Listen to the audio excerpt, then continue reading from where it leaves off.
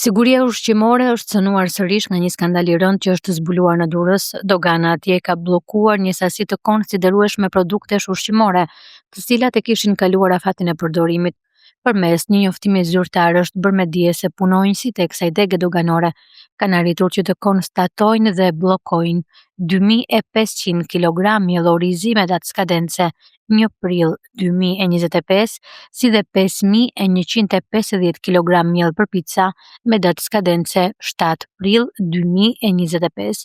Në total bëhet fjalë për 7650 kg miell që rezulton jashtë afatit të përdorimit, referuar datave të skadencës të shënuara në produkt. Në bashkëpunim me strukturat e Autoritetit Kombëtar të Ushqimit, Dogana e Durrësit ka nisur procedurat përkatëse të cilat parashikohen nga ligji deri në konfiskimin total të mallit.